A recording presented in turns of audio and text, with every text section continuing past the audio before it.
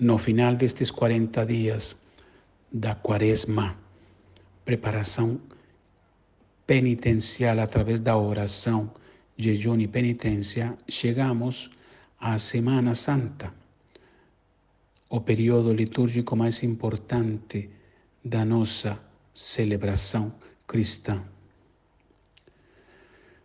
O relato sobre a paixão de Jesus Cristo corresponde a quase um terço dos evangelhos e chegou até nós através de uma fonte múltipla, 4 autores com as suas versões próprias. Isto é a prova incontestável da sua veracidade e historicidade. Quando a igreja primitiva, formada pelos discípulos do Senhor e os seguidores destes,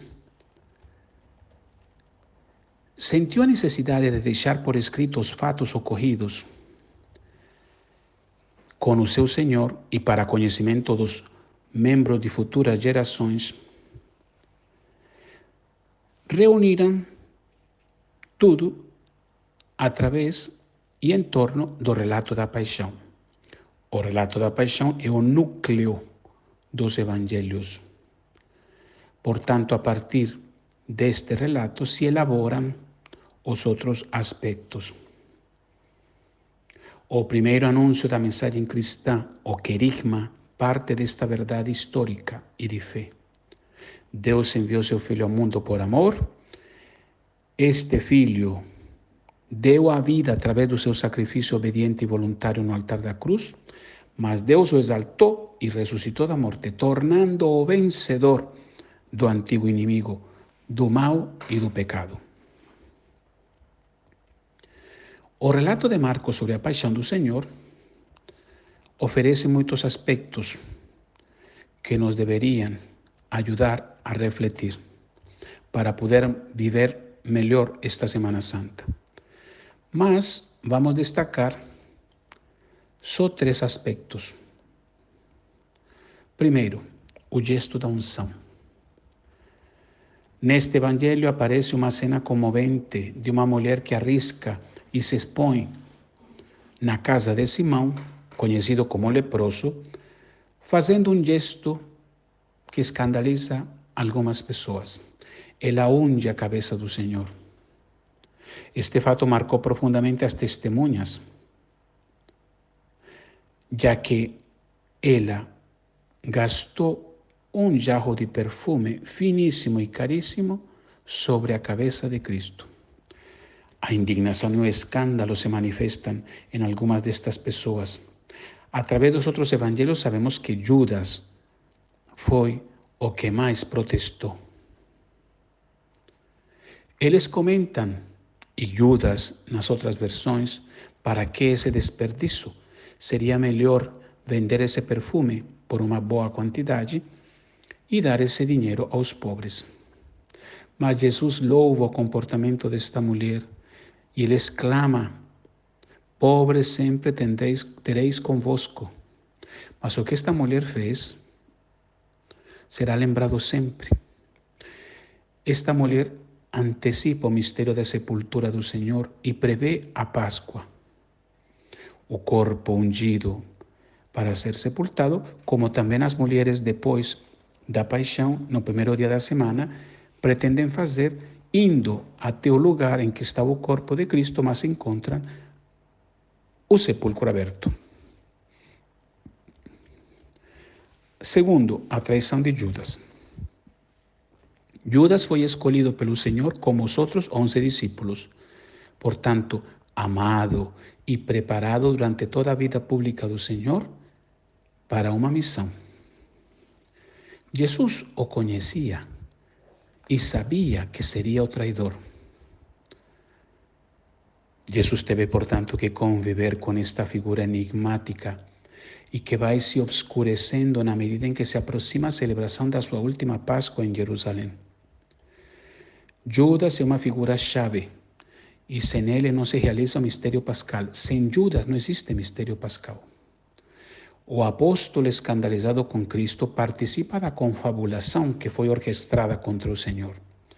Jesus é um transgressor para os mestres da lei E para Judas é um cobarde, um falso Messias, que frustra a expectativa do povo e aliena os interesses dos mais religiosos. Terceiro,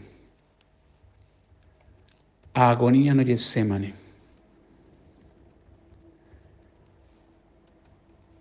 Jesus, antes de assumir o absurdo da cruz, se dirige a um jardim que costumava frequentar quando estava em Jerusalém. Mas nesta ocasião, vai rezar com 3 dos seus discípulos mais próximos. Nesse lugar, o Senhor experimenta a última tentação diabólica. Lembremos que o Evangelho de Lucas diz, nas tentações de Cristo no deserto, que o demônio se afastou até o momento oportuno. O momento oportuno é, no último instante, o mistério da Páscoa, que Jesus deve assumir para salvar a humanidade. A tentação consiste, portanto, em afastá-lo. E na sua humanidade o Senhor experimenta uma resistência. Por isso ele combate através da oração. Está acompanhado pelos discípulos, mas na verdade está só com Deus nessa noite obscura, não só física, mas da alma. Em 3 momentos Jesus vai até os discípulos, mas eles estão anestesiados pelo sono. 3 vezes que nos lembram as 3 negações de Pedro. Por parte destes discípulos, o sono, a indiferença, a falta de sensibilidade. Jesus reza a Deus, Abba, isto é, Ele é o Pai, papaizinho. Então ele não pode duvidar do seu amor e, apesar do medo, se entrega à vontade do Pai. O nome Getsemane aparece nos evangelhos como o lugar onde se esmagam as azeitonas. Isto é um símbolo daquilo que ocorrerá realmente com o Senhor. Porque o Senhor experimenta a dor e o sofrimento. A sua humanidade será humilhada e execrada por um tribunal humano, ele sendo Deus. No entanto, na narração de Lucas, o Getsemane também é o lugar da ascensão de Cristo aos céus. Os discípulos contemplam a sua partida. Isto significa que o lugar da dor, do servo que sofre como um cordeiro inocente, está sendo conduzido ao matadouro, é também o lugar do Senhor glorioso, onde Cristo ressuscitado volta à casa do Pai. Entre o estupor e as aclamações dos anjos. A respeito destas 3 cenas, a unção de Cristo, a traição de Judas e a agonia no Getsemane, vamos fazer 3 reflexões que nos chamam à conversão, porque estes mistérios da paixão de Cristo nos devem introduzir existencialmente na vivência da fé neste drama do qual nós somos responsáveis. Sobre o gesto da unção, a mentalidade de Judas, isto é, a preocupação pelos pobres, é uma hipocrisia e uma idolatria. Hipocrisia porque ele já está corrompido pelo pecado. Ele fez um projeto do messianismo de Jesus que se deve manifestar através do poder e a força. Porém, a passividade de Cristo perante a cruz, de acordo com aquilo que ele pensa, o leva a entregá-lo às autoridades religiosas. É uma idolatria. Porque no fundo, neste escândalo está o amor e o culto ao dinheiro, o Deus deste mundo. Judas não está preocupado pelos pobres. Isto é um subterfúgio. Ele está escandalizado e, como não pode ver seu projeto realizado, decide colaborar com aqueles que têm o poder religioso e podem decidir a sorte do Senhor. A mentalidade de Judas pode ser também a nossa forma de pensar. Vivemos preocupados pelo dinheiro e temos a tentação de atribuir à igreja a solução dos problemas da nossa sociedade. Os dramas estruturais do mundo são consequência do pecado do homem. Do coração do homem nasce a injustiça, a corrupção, a violência, a negligência, a avareza, a ambição. Muitas pessoas veem a igreja, além de considerá-la como uma instituição retrógrada, como uma simples organização religiosa que, para poder redimir-se, deve limitar-se a fazer obras sociais.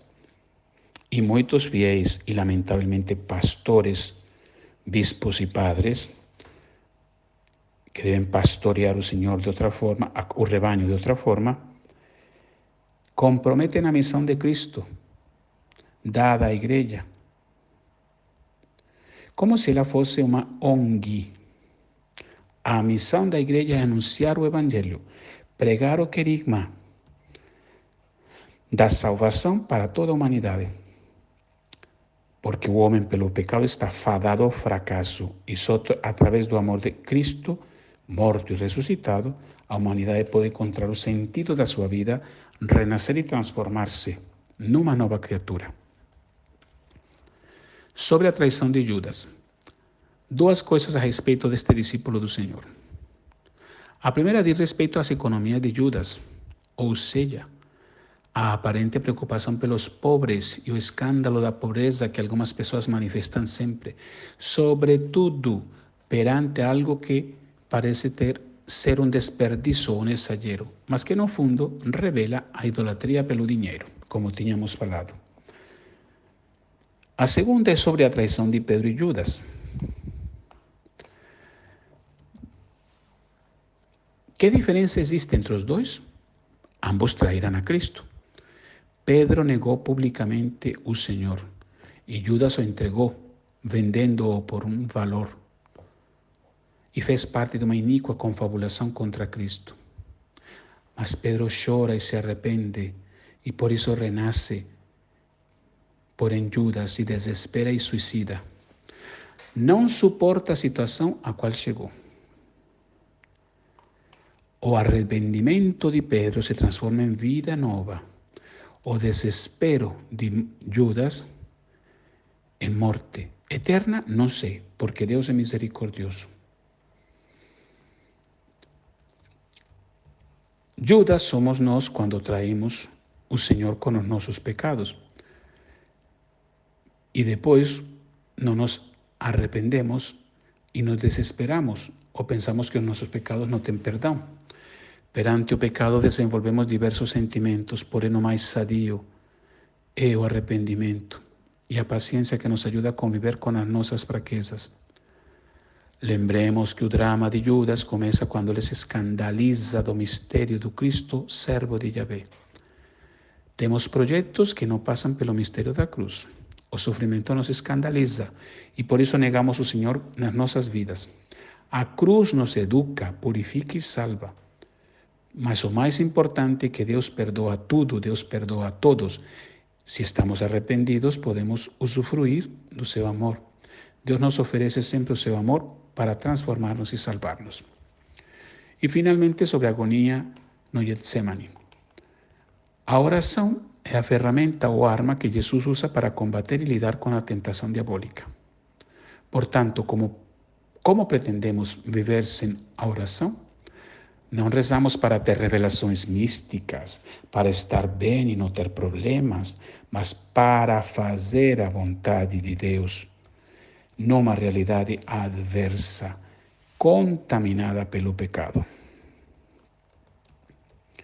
Rezamos porque temos três inimigos: o mundo, que nos seduz, a carne, que só quer prazer e conforto, e o inimigo que nos engana com as suas mentiras. Todos temos de aceitar e enfrentar as tentações do mundo e dos seus ídolos, do nosso corpo inclinado ao mal e do inimigo que nos rodeia, nos ajudam a conhecer o que está nos nossos corações. Porque estas sugestões para fazer o mal ressoam dentro de nós. Não somos indiferentes a esta realidade. Tira a tentação do homem e ninguém se salva, diz um padre do deserto, monge da tradição espiritual oriental. Além da oração, a única forma de vencer a tentação é através da humildade. Render-nos perante a nossa fragilidade e unidos a Cristo na oração, o Senhor nos permite passar pelas provações como crianças que confiam e se jogam nos braços misericordiosos do Pai.